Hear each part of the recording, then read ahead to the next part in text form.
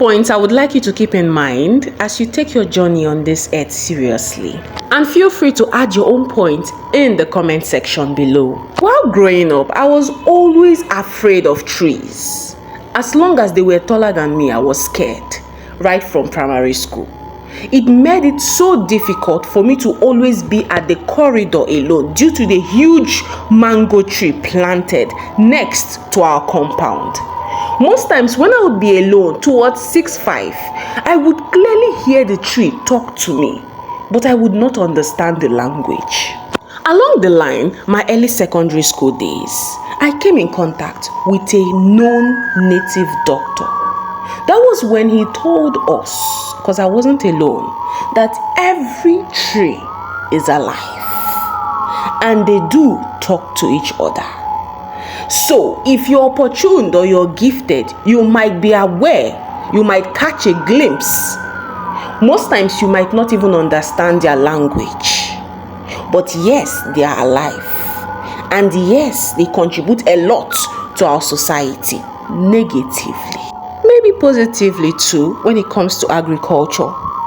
But now, wipe away the scenario whereby we were in the shrine. No.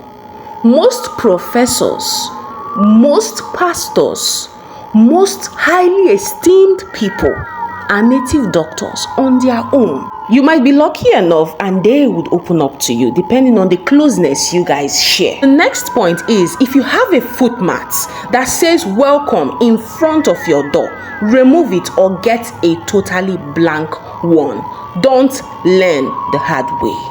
Not all birds are birds. Another point is, sadly, more men have been used spiritually more than women. Although talking about a woman and her being used and all that is the order of the day. But let's not just dive in to the men's aspect. Having a plant inside your house isn't really a good idea. The next point is, if you dream about someone's death and you are unable to see the face in the casket, the likelihood of it happening is 98%. But if you see his or her face, it means it is clearly not their time to go. So you need to pray against it so as to avert it. Now, why I said 98% instead of 100 is because there was once a situation whereby a mom dreamt of her son dying.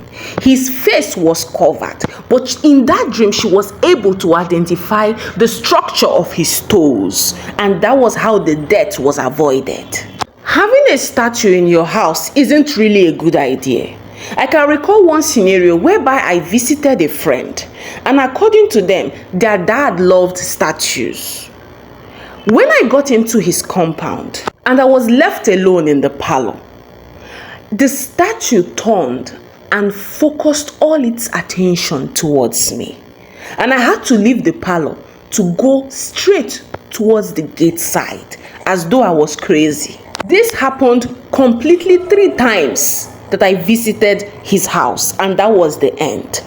Another point is, there are entities in you that cannot stand the absence of water. So try going on dry fasting for a while, of course with the supervision of a doctor or medical personnel if you have health issues. Headache can also be an indication of the first stage of death or your spirit being summoned.